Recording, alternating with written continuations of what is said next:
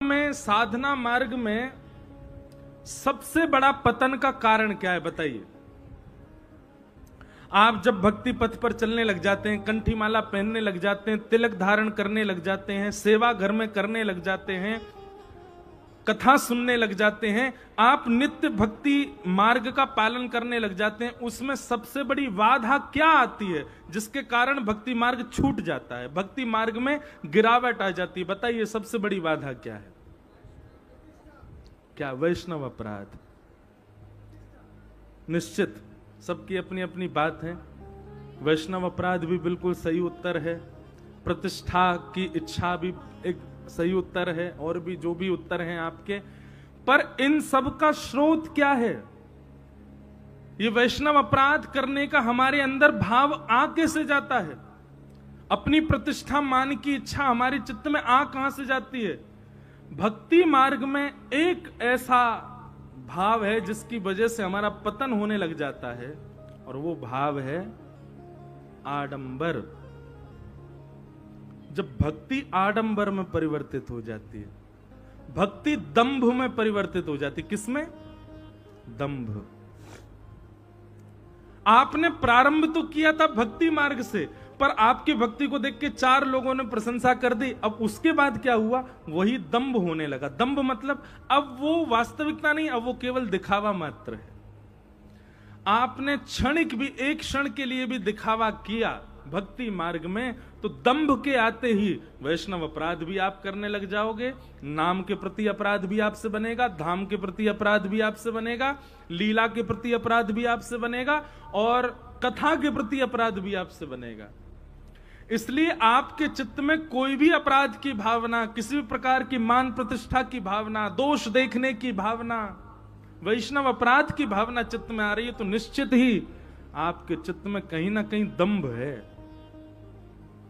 भक्ति मार्ग में सबसे बड़े पतन का कारण है दंभ। कभी भी दंभ मत करो। नहीं मन लग रहा भक्ति में तो मत करो 4 दिन, पर दंभ मत करो। नई भावना उत्पन्न हो रही तो मत जाइए 2 दिन कथा में, पर दंभ मत करो।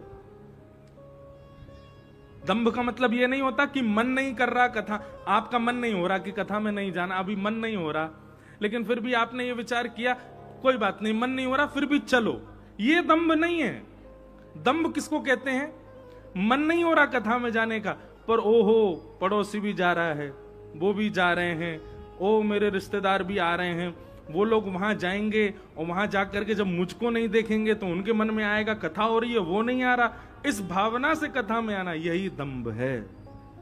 इसी भावना से वृंदावन जाना, गिरिराज जी परिक्रमा करना, तिलक लगाना, कंठी माला पहनना, ये सब इस भावना से कि वो क्या कहेगा, ये दंभ है।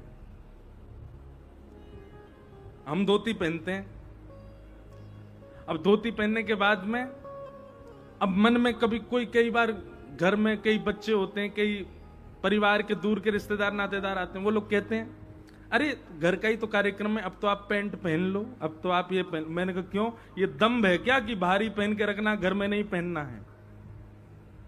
हम तो क्रिकेट खेलने जाते हैं तो भी धोती पहन के जाते हैं, खूब छक्का मारते हैं। एक जगह से हमको इनविटेशन आया, बोले महाराज जी कोई ऐसे लीग होती रहती है ना, तो ऐसी एक लीग हो रही थी, उसमें सारे सेलिब्रिटी वगैरह थे। बोले तो मैंने कहा भैया पहली बात तो हम पे समय नहीं, कथाएं बहुत हैं, दूसरी बात अगर कभी आए भी भविष्य में तो हमारी एक शर्त है, क्या हम धोती में ही खेलेंगे? वो धोती में कैसे चलेगा? मैंने तो फिर मैं नहीं आ रहा। मैंने कहा बिना धोती के हम पे बैठ ही नहीं उठेगा, बिना धोती के दौड़ ही नहीं पाएंगे।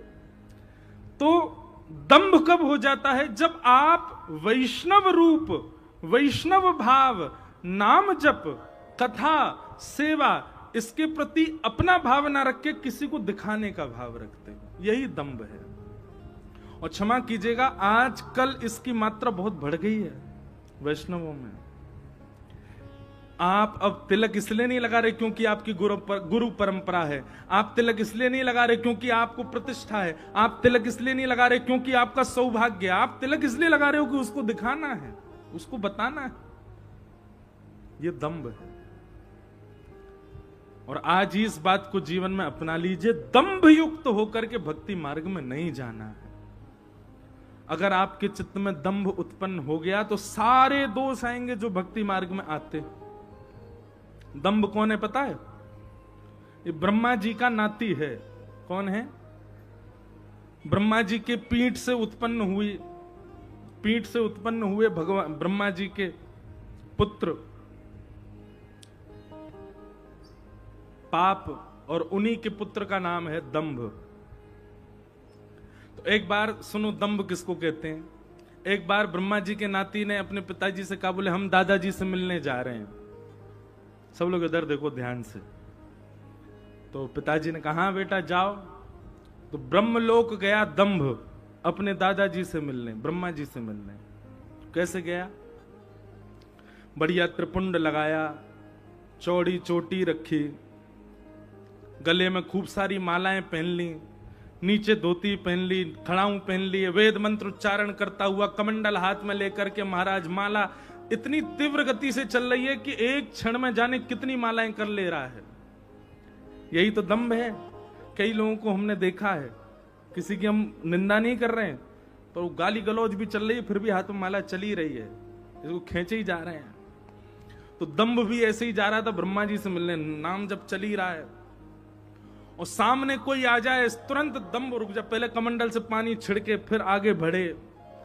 ऐसा करता हुआ दंभ जब पहुंचा ब्रह्मलोक में, तो ब्रह्मा जी, ओहो आज तो कोई बहुत बड़ा संत सिद्ध आया हमारे यहां, स्वागत करो भैया इनका।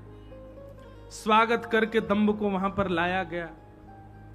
ब्रह्मलोक में जाकर के भी दंभ अपने कमंडल से जल छिड़काव कर रहा था। जहां खड़ा हुआ वहां पर भी महाराज पहले जो है कुशा से उस जगह को झाड़ा, तब जाकर के खड़ा हुआ। ब्रह्मा जी अपने आसन से ही खड़े हो गए, बोले भगवान आप ब्रह्मलोक में आए, आपका बहुत बहुत स्वागत, विराजमान हो जाइए। कहने लगा, बोले कि यहां मेरे बैठने लायक कोई जगह ही नहीं है, सब अपवित्र है। इसको दंभ कहते हैं, इतना ऊंचा। ब्रह्मलोक ही अपवित्र है उसके लिए। तो ब्रह्मा जी बोले तो आप एक काम करो, आप चल के आओ, हमारी गोद में बैठ जाओ। ब्रह्मा की गोद में तो बैठ ही सकते हो। तो दंभ चल के, हाँ आपकी गोद में बैठ सकता हूं। चल करके पास गया, ब्रह्मा जी की गोद में बैठने लगा। बैठने से बोले, ओहो इस पर भी एक आध बार कोई ना कोई बैठा तो है। कमंडल का जल गोदी में डाल दिया, पूरे गीले कर दिए। ब्रह्मा जी बोले अब बैठूंगा इस पे। ब्रह्मा जी बोले, भैया कोई बहुत बड़ा साधु आया, कोई बहुत बड़ा सन्यासी, इतना पवित्र। दंभ जाकर के जैसे ही उनकी गोद में बैठा तो ब्रह्मा जी में भी दंभ उत्पन्न होने लगा। तुरंत समझ गए, ओहो ये तो कोई और नहीं है, ये तो हमारा नाती है दंभ। दंभ का मतलब क्या होता है? केवल आडंबर, केवल दिखावा, वास्तविकता उसमें कुछ भी नहीं है। भक्ति में पतन का सबसे पहला कारण, जिससे सारे अपराध बनते हैं भक्तों से, वो सबसे पहला कारण है दंभ। कंठी माला, तिलक, स्वरूप, सेवा, इसको सौभाग्य से कीजिए। कथा सौभाग्य से सुनने जाइए, वृंदावन सौभाग्य और खूब आनंद में जाइए, कभी दंभ में मत जाइएगा। आप एक बार भी दंभ में आसक्त होकर के यदि भक्ति मार्ग में आए तो पतन होगा ही होगा।